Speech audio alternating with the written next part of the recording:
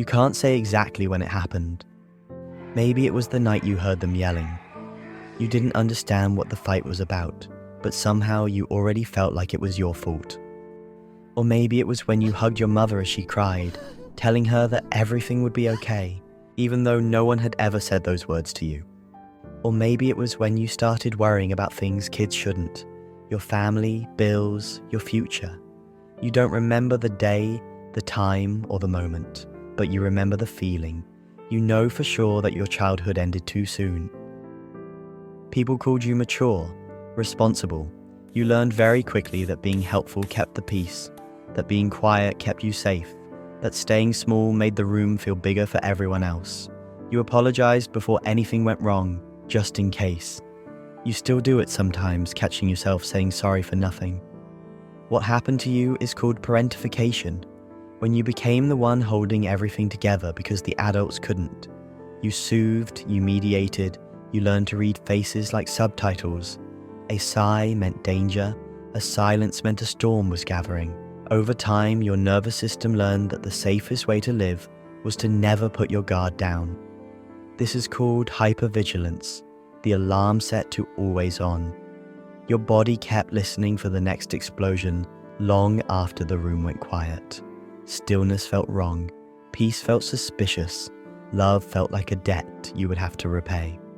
You grew into the role, you learned that your needs are dangerous and theirs are urgent, so you tucked your own needs behind your back and smiled like you were fine. You became the strong one, the quiet achiever, the therapist friend, the person people come to when the room is falling apart, and they praised you for it, but no one asked at what cost. Years passed, you moved out. Life looked okay from the outside. Inside, the old settings kept running. You repeatedly reread messages before sending. You fill calm moments with work because stillness makes you feel too anxious. You prepare for disappointment before joy has a chance to land. And yet, beneath all of that, there is a quieter truth you don't hear often enough. You didn't deserve what happened. You were just a child. You get to rest now. No child grows up too fast because they want to. It happens because they have to. Somewhere along the line, you stopped being a child and became the one who made sure everyone else was okay. That shift doesn't happen in one day. It happens quietly, through small sacrifices that start to rewrite how your mind works. Psychology calls it adaptation. You didn't learn to be mature. You learned to survive. You learned that love could vanish without warning, that peace could shatter in a breath, that someone had to stay steady when everything else fell apart, and you decided it had to be you. In CBT terms, this becomes a loop. A thought appears, something's wrong. It's my fault. The body tenses, the heart races, the mind prepares. Then you act, you fix, you apologize, you overperform. For a moment, the anxiety fades, and your brain learns the same old lesson. See, staying on alert keeps me safe. That's how survival turns into identity. Psychodynamic theory would call this an internal split, the creation of parts. There's the protector, who manages, plans, keeps everyone calm. And buried beneath all those protectors is the child, the one who still wants to cry, to rest, to be held, but doesn't believe it's allowed. Most days, the protector wins. That's why you can function perfectly, even when you feel empty. Your coping mechanisms grew from that protector's love. You became hyper-independent, because if you never rely on anyone, they can't hurt you. You became a people pleaser, because keeping others happy meant staying safe. You became a perfectionist, because if you did everything right, maybe nothing would fall apart. You started detaching from your own emotions, because feeling them would make it real. These weren't flaws, they were strategies. Every behavior you called too much once kept you alive, but what protects you in danger can isolate you in peace. That's what defense mechanisms really are. You rationalize pain before it can touch you. You laugh when something hurts. You say, it wasn't that bad, so you don't have to face that it was. You analyze instead of cry. You explain instead of ask for help. You smile so no one sees how much you're bracing underneath. It looks like composure, but it's really control. And on the most honest nights, when the house is quiet and there's nothing left to fix, that one question you've carried for years finally whispers through, why didn't anyone protect me? In relationships, it shows up quietly. You love deeply, but always from a safe distance. You take care of others, but never let anyone take care of you. When someone asks what you need, you freeze. Not because you don't have needs, but because you've spent your whole life pretending you don't. You read every sigh, every silence, every change in tone. You apologize when nothing's wrong. You replay conversations in your head, terrified you said too much. You're scared of being a burden, so you overgive. And then you wonder why you feel so tired, so unseen. Because you were taught that being loved and being needed were the same thing, but they're not. Sometimes you even feel guilty for feeling bad at all, because others had it worse, right? You tell yourself you're fine, but fine is just a mask you learn to wear. The ache underneath it is real. You grew up believing that love had to be managed, earned, or maintained. So now it feels like a job, one you can't clock out of. You measure it, analyze it, hold it tightly so it doesn't fall apart. You feel responsible for everyone's emotions except your own, because that's what love looked like when you were small. You've spent so long listening that you forgot how to be heard. You almost never talk about yourself. You just want to fix other people. It's not pride, it's muscle memory. And then sometimes you meet someone who feels safe, someone who listens, who doesn't demand, who offers love without asking you to earn it. At first it feels wonderful, and then without warning, it feels terrifying. Calm still feels wrong. When everything is quiet, your body starts scanning for what you've missed. A tone, a sigh, a problem waiting to appear. You don't trust peace, you trust tension. Crisis feels familiar. It gives you a purpose. It tells you who you are. Peace asks you to feel, and that's something you were never taught how to do. So you pull away, not because you want to, but because your body doesn't yet believe that safety is real. You start small fights, retreat into silence, or convince yourself they'll leave anyway. Because somewhere deep down, you still think love is temporary. You still think kindness is a trick with a price tag you haven't seen yet. And when they tell you they care, you flinch. Not because you doubt them, but because you've never known how to relax into being cared for. Your heart mistakes comfort for danger. It's too quiet, too still. That's what we call insecure attachment. Anxious attachment whispers, if I'm not perfect, they'll leave. Avoidant attachment says, if I don't get too close, I can't get hurt. And some days you live both, holding someone close while planning your escape, because safety has always felt temporary. You monitored emotions like a security system, believing that if you stayed alert enough, nothing would collapse. And when it finally does, the guilt is instant. I should have done more. That's not love. That's trauma disguised as duty. If you've ever wondered why joy feels suspicious, or why calm makes your chest tight, this is why. Your nervous system doesn't recognize peace yet. It thinks you've missed something. It's waiting for the next storm.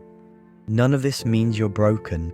It means your body is still loyal to an old story, one where safety had to be earned and love had to be managed. The child who learned those rules is still inside you, still running the system, still trying to keep you safe the only way they know how. Healing doesn't start with a big decision. It starts on an ordinary day, when you're too tired to keep pretending you're fine. Maybe it's the night you sit in silence and realize you've been holding your breath for years. Or maybe it's when someone says, you don't have to be strong right now, and something inside you finally breaks. Because strength was never the problem. The problem was that you never got to stop being strong. For so long, your body believed that safety meant control, that the only way to avoid pain was to see it coming. But healing begins when you start teaching your body something new. We're not in danger anymore. That lesson doesn't come from thinking, it comes from repetition. A slow exhale instead of another apology, unclenching your jaw without noticing, letting the world be quiet and not rushing to fill it. Every time you do, your body whispers back, maybe it's safe now. You'll feel guilt at first, because you were trained to feel bad for needing anything, for resting, for existing. You'll catch yourself saying, I'm sorry, out of habit, for being late, for crying, for taking up space. But try this instead. Thank you for waiting. Thank you for understanding. You're not apologizing for existing anymore. You're learning gratitude for being allowed to exist. That small shift begins to rewire your story, from survival to connection. And then there are boundaries.